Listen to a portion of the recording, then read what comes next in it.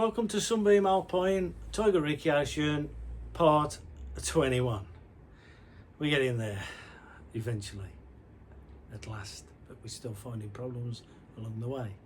Now, thanks for the comments. I've had some interesting comments on here regards the anti-tramp bars. That was fitting these two Escort Mark 1s and Mark 2s well back in the day, and yes, I can see where you're coming from. When the axle moves, it is pulling it away. Hence, it's a very uncomfortable ride, apparently, from what I can see and read, should I say.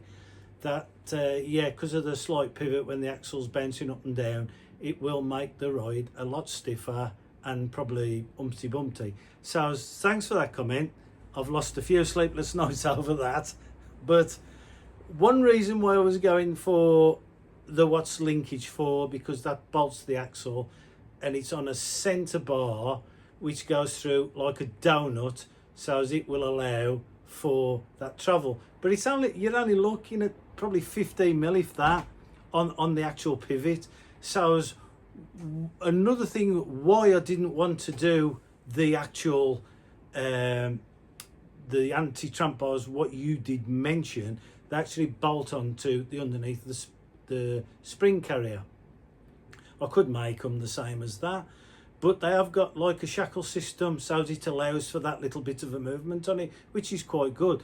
However, I didn't want to go that way because you're losing 50 mil underneath that spring hanger. Now I like to put my jack there each side, so as just to be different. However, there are a few ways around this. You can actually cut 20 mil out of the anti-tramp bars which I've made, and use a machine, a bar, a solid bar, at something fairly strong like EN8, EN12, so as it's a proper fit inside that bar, and that'll have the same effect. Obviously it'll wear over the years and it'll probably clatter about, but that is another one. Or I could incorporate a little shackle, but it will be on my mind and I will be thinking about it when I actually come and do it. So there are a few ways to get around that, but thank you very much for the comments. Any comments you think, I do take them to heart, and yeah, I do you know lose a lot of sleepless nights over it, but it's getting there, it's getting there slowly. Well, like I say, if you know anybody, please subscribe. Enjoy this short video of the progress so far. Right then, the engine is now out, which I'm pleased with.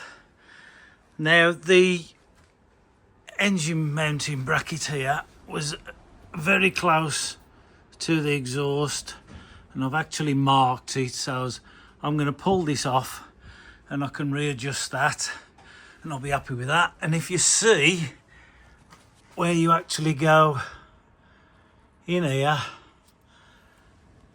you can see where I've marked it there. Now what I need to do, I'm going to cut that out and then pull it back in, because I think that's going to cause a problem with the engine tapping on there. You can actually see where it's just chipped the paint off, so it's right on that corner there. So I'm going to have to cut a piece out here, and because there's all sorts of angles in there, I think we'll cut it out and then work it out from there. But we just need to get rid of that corner. Basically, there's nothing obstructing it on the inside, so as I could just come back in there. Bit of tin bashing, we'll get that sorted. Not too bad though, considering all this is fine. I've just got to get rid of all this red stuff now, and then we can give it an epoxy primer, so as things are not looking too bad. I'd just like to state, for the person who made this spit roast, rotisserie, whatever you call it, you do not leave a gap like that when you're locking something, because it's too flexy, and what happens, it snaps off and your car goes flying. So what you need to do is do it properly. Take a tip from me and bring it right close to the flange like that, and then we're going to weld that in as a strengthener and weld it all to it. Show you in a minute. Right then, we finally got it on the spit roast. We've had a few problems. Nothing ever goes easy. Yeah, all this snapped and broke, and we've just redone it all now. There's a hell of a lot of weight in there. Yes, I've got the window screen on it. That doesn't help. And the hood, which we'll be removing that because I can get to it a lot better because of my back. And we've found a few little surprises. No surprise there, is there? As soon as you can get, this is probably the best way to do a classic car, and my advice is yes, to get one of these. Now, with these are the culprits, we found some rot here, so we're gonna have to cut all this out. And also you can see the bulge in there. Now I couldn't see that because obviously I'd put the ramp on it. Now we're going to sort all this lot out. We're going to get the vibrator tool out, get all the tar off so as we can have a better inspection of it. All this around here, it's not too bad. We've had the previous repair here on the floor where somebody's put a patch in. I shall be cleaning all that up and having a look at that. Obviously the last guy who welded these strengtheners in here, we've got to address these and get that all sorted out. Anything else we can see? Yeah, we've got a lot here. Probably something to address around here and in this cavity here. Not too bad. I have seen worse. So, and then we've got like the usual bits here, what's been missed. But once we've got all that done and I'm happy with it, we can get some sheets in here and we can get the base coat on. There's bits here where that wants addressing as well. We can sort that out. But like I say, from what you can see now, I'll just knock that out. We can crack on with that now. It's all coming together slowly but surely. Now this is a critical point because it's the leaf spring anchorage point to the body. This is quite bad. As you can see, I've already cut this piece out. Now it's around 2 mil. That is. We're going to put the same or just a little bit thicker back, and we're going to retain the same piece of angle like that. I should be able to get that on my folder. So what I'm going to do is pull all this out now, and then we're going to get this out, and then I've got enough room to weld a complete new piece in here. So let's concentrate on getting this done. Right, we're going to use our tool again to do this section. I just want to show you how good it is. Now I've took the edge off slightly with a file so as we ain't going to go through the plate, but let's see how effective this is.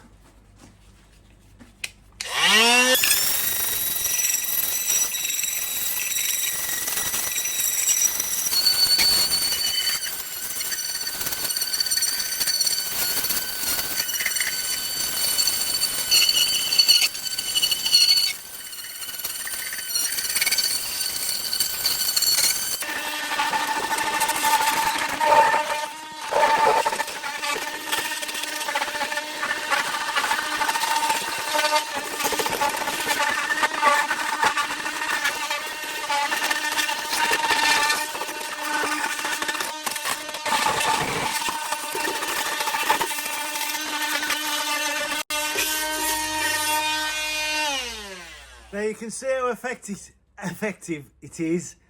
I'll do a close-up on that in a minute. You can have a look at it. Now, in all fairness, it's not too bad. It's quite good.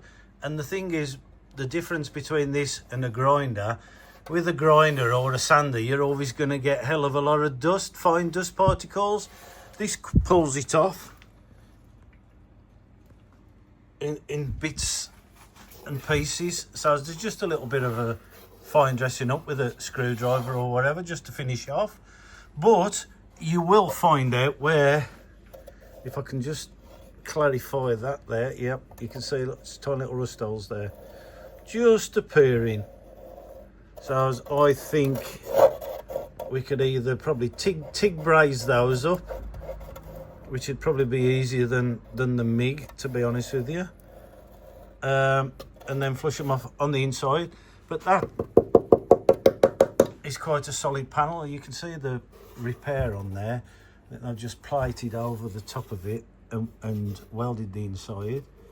I think I need to do something with this, whether we put a few more tacks on it or just blend it in with a bit of seam sealer before we put the underlay on, undercoat, primer, whatever you want to call it. Right, so this here is quite disgusting.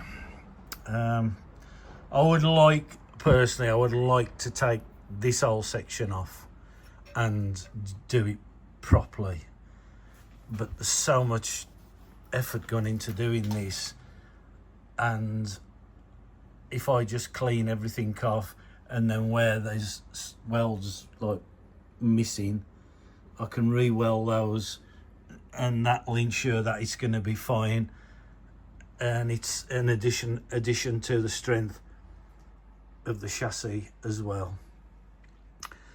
Now let's concentrate on this this rust area down here, so we can get some more discs to pull out. That is quite concerning me, that is, and I'm not sure whether to do this one. I think I will, because it is bulged. It is bulged out, and that shouldn't. I don't think that should be bulged out like that. I think that's it's. I'm not sure. I'm not sure. But I think I'd be happy with a new piece in there, so it's symmetrical both sides anyway. For while it's in this position and it's so easy to do, I may as well do it, and then we've got peace of mind. Then we can put a plate back in there as well, so as we know we've got an absolute perfect chassis and we got no issues. Whoever buys the car later on, I'm sure they'll thank me for it years and years down the line. Well, that took about 15 minutes to do with a blade. That's just a bit of dust what one's sucking up. But as you can see, it's done half a decent job in doing it. I've just got a little bit of things to smooth down here and sort out up this top corner, and then I'm going to tackle this. We'll get that done the same. We'll get all this top section done. There's a few bits in here. I'll obviously grind all this off. So it's going to keep me busy for a while. So we'll see where we go. Well, looks like we've gone through the floor here. That's going to be a nice little patch to sort out. And no doubt when we do the top one, roughly in the same area, I reckon we're going to find a hole there too as well. But we need to get them done. Well, we've got another scenario we found, and the screen frame is absolutely rotten. I'm going to try and get the window screen out of that, and I've been told that the frame is totally symmetrical. I don't know how I can sort this piece out, this curvature. It's going to be a bit of a challenge. I'm not sure whether to repair it or to see if we can find another one.